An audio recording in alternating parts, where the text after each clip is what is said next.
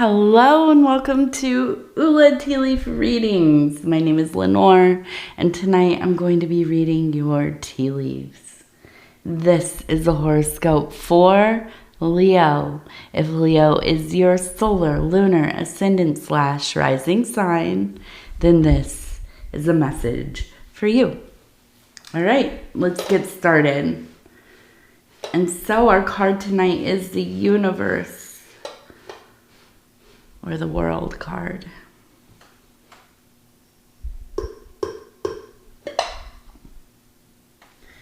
Okay, let's take a look and see what these tea leaves have to say. And if you have not subscribed yet, please think about doing that. You can hit the little bell. It'll let you know when the next readings are coming out. It is free to subscribe. And of course, you can hear my voice. I still have the flu. I am still sick. Somehow it's worse today. But, you know, my daughter is feeling better. So that's the best news. And yes, and Paul, of course, is sick as well.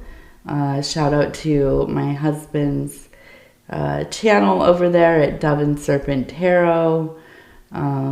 You know, we're just trying to work through it, trying to figure it out.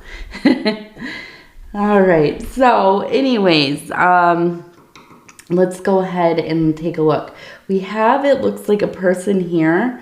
Here's the head. It looks like a beard holding out. I'm not sure what that is, but the hand is out. In this hand, it looks like holding a wrench, maybe. I was thinking this one looks like a bird's nest, and this one almost looks like a snake that's coiled around maybe a rod. Okay, now we also have a face here. You can see right here in the chest and lower body, there are the eyes and the mouth, and it almost kind of looks like a mask of some kind. And so I'm looking at this and I'm feeling like it's almost like, well,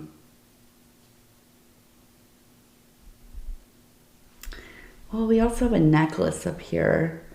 And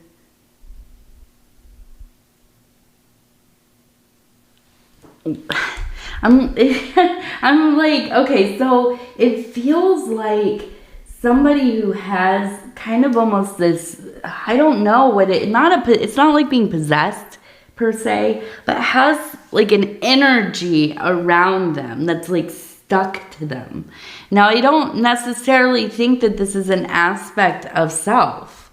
I feel like it's like quite literally picked up some kind of maybe like roving intelligence or I don't know, like a ghost or some kind of entity of some kind. I'm not exactly sure what, but it feels very, very attached.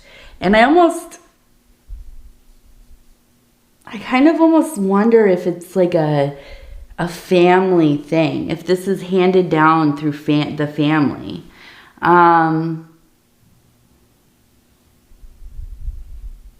This one down here has like this real kind of almost succubus energy. It feels kind of like a, I don't know, like not dark mother, but kind of, it's a night side creature. It feels beautiful and attractive and venomous and jealous and you know, just absolutely just destructive, right? When it doesn't get its way.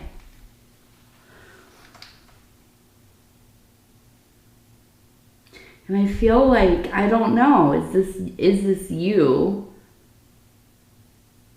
We have this guard dog over here as well. I feel like it's almost, there seems to be this sense of, I feel like people tell you it's hard to get close to you. I feel like people, it's like your life feels full to other people, even if it doesn't to you. Excuse me. Almost like, it's almost like you're in a relationship with this other aspect, or this whatever this is. I mean, maybe it is an aspect of self. Maybe this is kind of like a defense mechanism, like something to protect you. Maybe it's been developed for a long time, maybe even since you were a kid. But I feel like at times there's just this absolute loneliness. Like I imagine like a king, a queen, emperor, empress, building this elaborate, beautiful fortress and keeping themselves locked up from the world, afraid of, I don't know, maybe going against this other part of self, but also being hurt, being seen, being found out. I don't know what it is, but there's something there where it's like, I want people in my life. I want to be close to somebody, but I am on guard. And when I do get close to somebody, I am extremely, like a very mercurial energy, right? And what does mercurial mean? Shifting into extremes.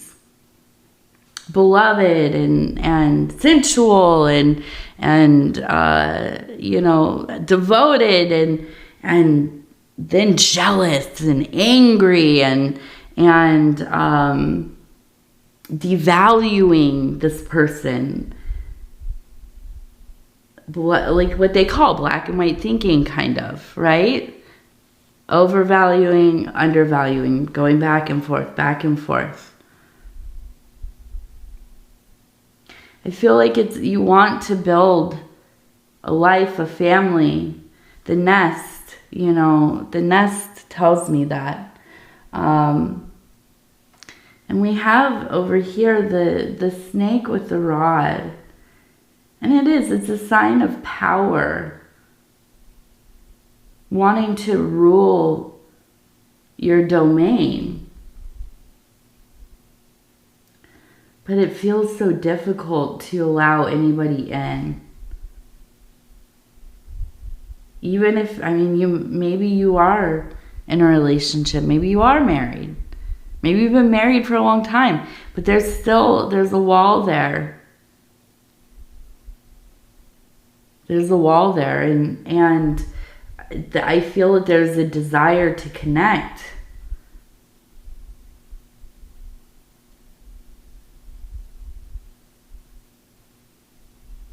Now we have two people who are kind of they look like they're dancing.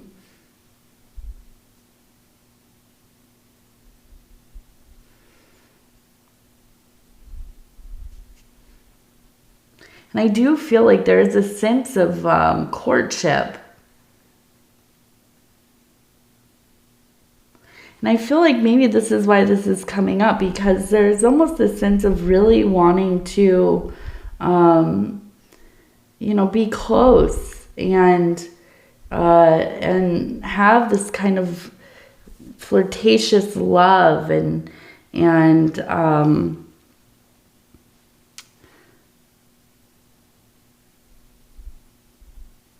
to be wanted and to want without all of these constraints, emotional, psychic constraints.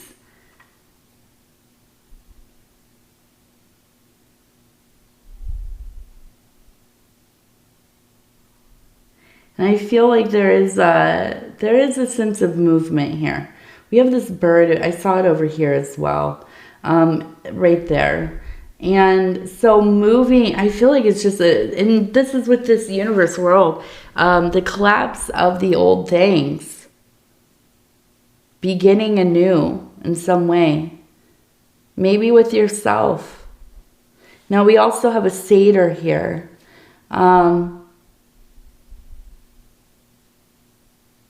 We have two people, one here, one here. We have a heart.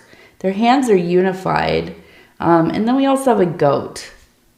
And that's a goat with a bird sitting on it.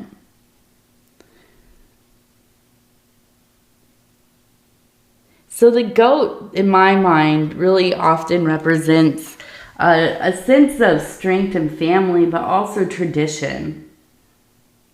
Whereas the satyr, who is also goat-like, it's a human and a goat kind of mix, like Pan, right? Indulgent, a bacchanalian kind of energy, ecstatic and sensual and, deviant and uninhibited and all of these things. I feel like you often vacillate between the two. And I feel like this is where it's hard for you with your relationships, is that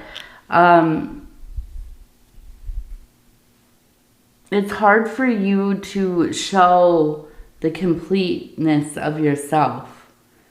I think that you often try to remain in one function, or at least present that, and maybe even develop kind of like private avenues to act out the other part, this kind of more bacchanalian, wild. Now it could be the other way. Maybe they know you as being a wild person and uninhibited and doing and saying what you feel like you want all the time, but you don't show them this kind of more of the Hierophant energy, devoted and in your faith, and having a firm and structured belief system or philosophy. You hide that away. You don't want to share it with anybody. But I feel like, and we can see the circle completed, finding within yourself the unification to be able to be all of these things, and to kind of be mercurial and fluid, going between your moods freely, your proclivities and interests and so on freely, and expressing that. I also think that this is about having somebody in your life who is accepting. Now, I don't know if you are married, if you are in a relationship, I don't know that the person is not accepting. I feel like a lot of this is more about you not wanting to say the thing. You assume. But I think so often, more often than not, the people we love, the people who are close to us, they see so much more of what we are and what we aren't and all of that. And we think that they don't, but they do, and they accept it. And that's why it's not something that's really talked about so much. Now, I don't think it's like you're actively living a double life where you're hiding, whatever. But I do think that you do kind of keep things to yourself, right? If that makes sense.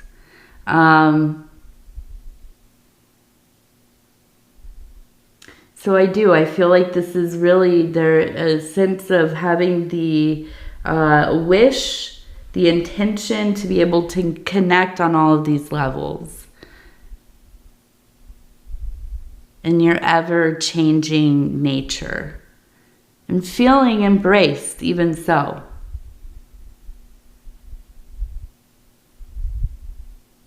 And I think that's very possible. It's so possible. Right? It's a difficult thing to share with people, though. It is. It's difficult. And so I do. I feel like in this reestablishing, in this building of this new universe, in its conception, there has to be honesty. It doesn't matter with other people. That's not what I'm talking about. Honesty with yourself. To be whatever you are in that moment and to continue, to fluctuate. And figure out a way to just accept that, right? Accept it, embrace it, channel it into the things that are meaningful to you.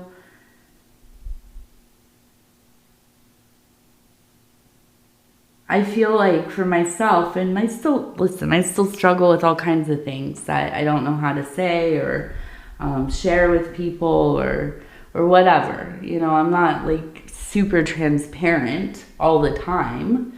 But I will say that living a life where you're not constantly trying to hide things about yourself or always worried that you being yourself is going to affect somebody in a way that they don't want to be around you. Just saying what it is, being honest, not making a big deal of it either. It's very freeing. There's something about just being the messy, flawed and whatever, just whatever you are. There's something about that makes life so much easier. Always trying to live as something that you don't want to be, or it's like I don't know, mimicking, I guess, or emulating. It's hard to maintain that and be happy, or at least be at ease.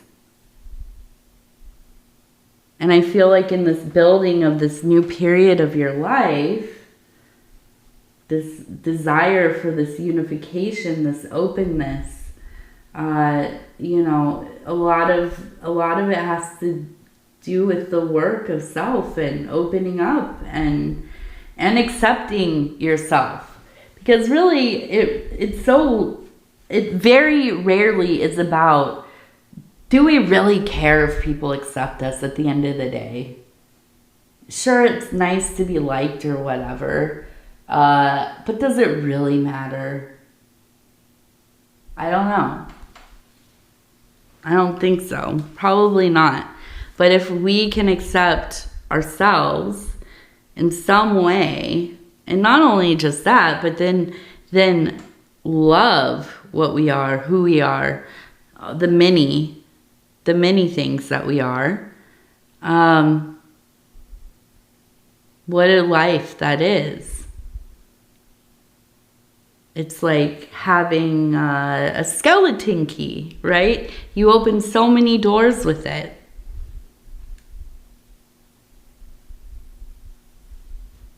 Not only that, what's important changes. You're not so distracted with trying to upkeep this image or narrative or whatever. And so ultimately I look at this and I feel it is a movement towards your authentic self and being able to unify with your anima, animus, your archetypes, and that really flowing out into your world, your waking world, to be able to connect with others and maybe one other. I mean, whatever. But as we said at the beginning, it feels like there's something, I don't know. Looking at the formation, it seems like something in your life, intelligence of some kind. I don't know what that is, maybe you even kind of employed it into your life. I don't know. But it is. It really is. You know, it amplifies those most base instincts. And so that's something to think about. You know, how do you live with that? How do you go on with that? If, you know, maybe it doesn't bother you. I don't know. You know, it might not.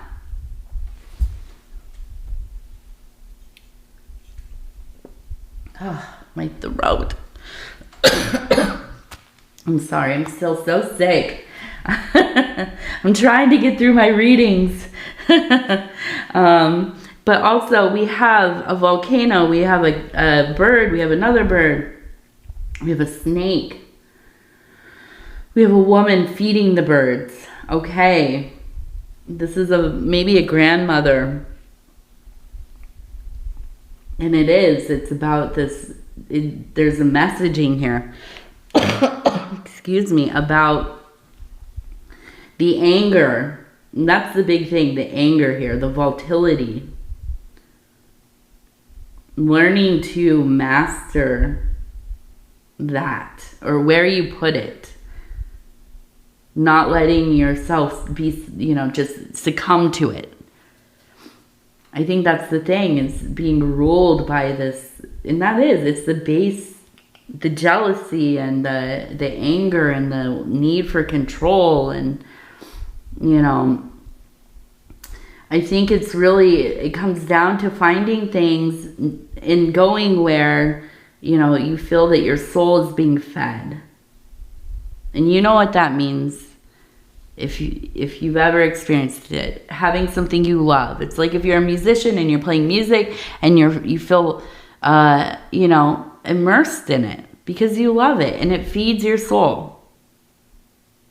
Maybe it's your faith. Maybe it is, you know, creating or, you know, doing some kind of like sports or business or whatever. I don't know. Something, right?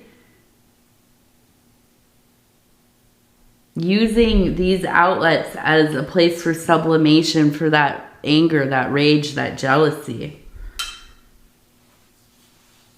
But I feel like there's a grandmother figure here. Ever present in your life. They have transitioned from their physical form, but they're ever present in your life. And I feel like you think about them often, even dream about them. I'm thinking of their kitchen table right now for some reason. I feel like there is like a white tablecloth. It feels almost kind of like, you know, this isn't real lace, but something like lace on there.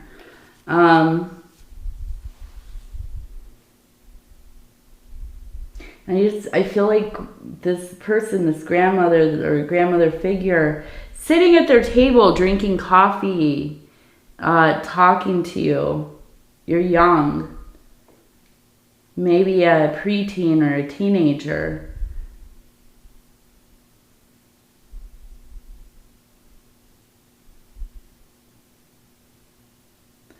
And I think always encouraging you, you know, to really seek out that which you love instead of kind of following the crowd and doing things that maybe you wouldn't have done otherwise, but you wanted to fit in. And I think that there is always this wish for you to find your own way. And as you're getting older and older yet, I feel that you very much have shifted into a path of being yourself, doing the things that you like, whatever that means, whatever that looks like. And I think that there's a confirmation here of that, but there's also a sense of like, honey, you have to work on your anger. You have to do something with it. Don't let yourself drown in it. You know, don't let it take you over. And she's just really straight talker, but very loving, encouraging. Somebody that could like look at people, see their shortcomings and their faults, and still, you know, find you know, something very redeemable and loving and of quality in everyone, most people anyways. And this kind of person, when we have them in our lives, so very important.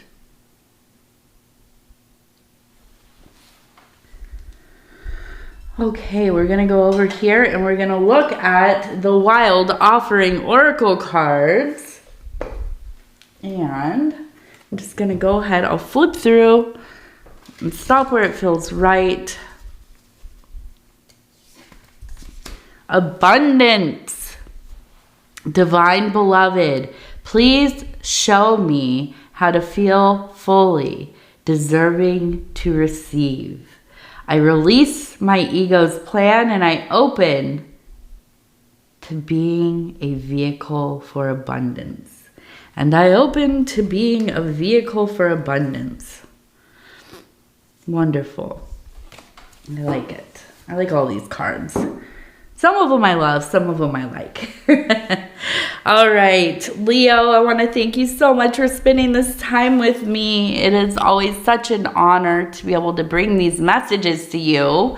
And if you would be so kind as to like the video, it really does help the channel so much. And if you have not subscribed yet, please think about doing that. You can hit the little bell. It'll let you know when the next readings are coming out. It is free to subscribe. And if you'd like to leave a comment, please do. I read them all. And I love you. And I love you. And I love you. So take care of yourself. And we'll talk in just a few days. All right. Good night.